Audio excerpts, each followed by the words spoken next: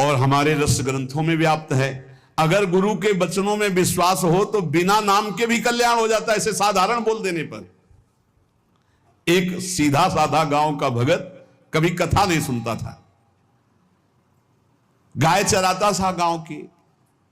तो एक दिन और गोपाल जो गाय चराने वाले थे, उन्होंने कहा यार कभी तो कथा सुन लो, रात दिन पशुओं के पीछे घूमते हो, पशु बुद्धि, कभी तो कथा सुन लो।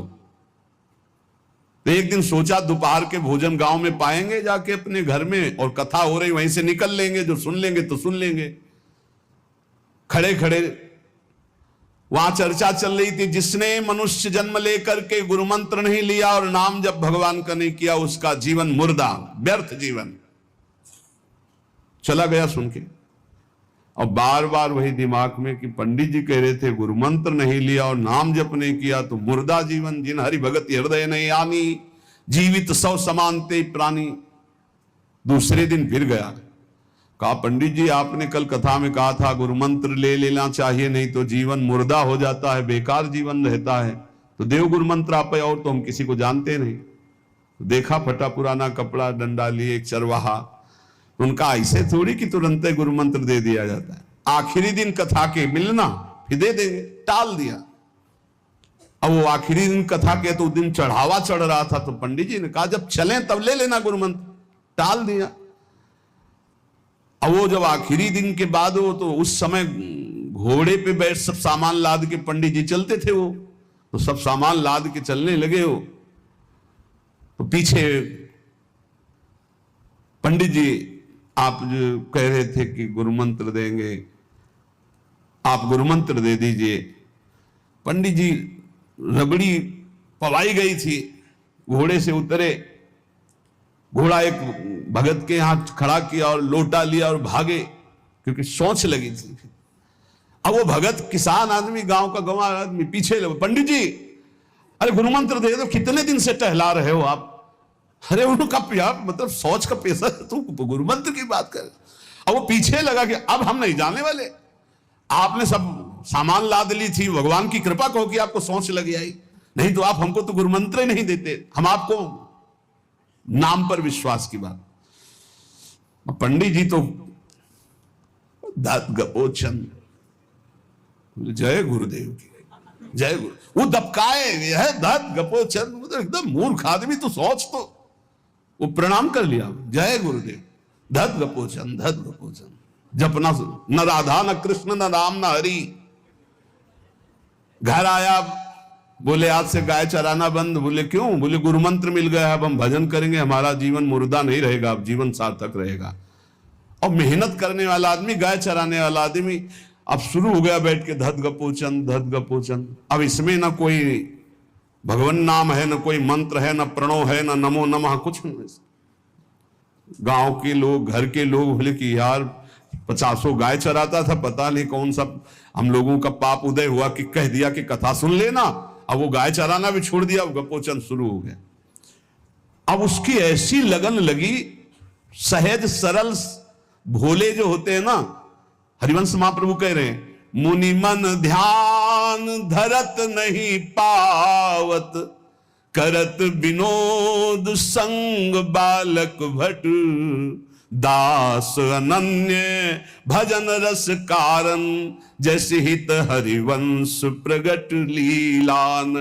लालजू महाराज बड़े बड़े मुनियों के ध्यान में नहीं आने वाले, बड़े विनोदी।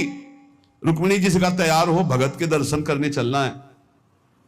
रुक्मिणी जी ने कहा बहुत दिनों बाद आज आपको किसी भक्त की याद आई, प्रभु जरूर कोई महाभागवत होगा, हम चलते हैं। बोले बहुत विचित्र महाभागवत। चले, साधारण वेश में चलना। जब गांव में गए, उस भगवान तो सर्वज्ञ ही है, उसके घर के दरवाजे में बैठ गए और रुक्मिणी जी से कहा कि पहले तुम मिल के आओ भगत के, फिर हम मिलेंगे। रुक्मिणी जी ने कहा हाँ ये उत्तम बात है, पहले हम उनको दर्शन दे के और दर्शन करके आती है। तो आंख मूंदे ऐसे, न खाना न पीना, धत गपोचन।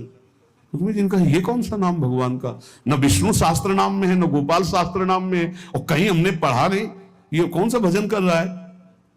कहे किसका भजन कर रहे हो? चुप रहा। फिर किसका भजन कर? 2-3 बार तो गुस्सा के आंख खोला, देखा कोई स्त्री, तो बोले तुम्हारे खसम का भजन कर रहे हैं। और किसका कर रहे हैं?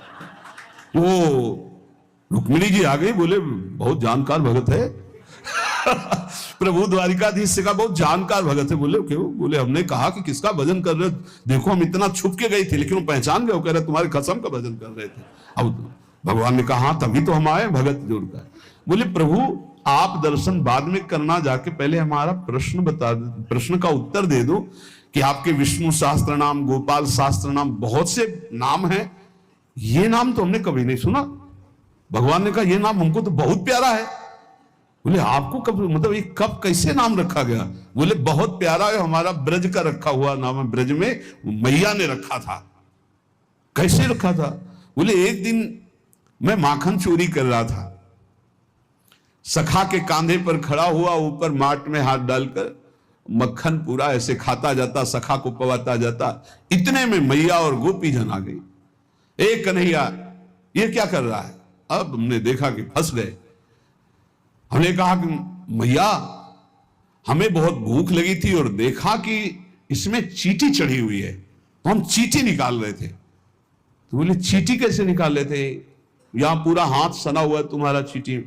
बोले अरे भैया तू बावरी, जब चींटी को ऐसे निकालने करते वो अंदर चली जाती तो खबो खबो के निकाला, इसलिए ऐसा इतना हाथ हो।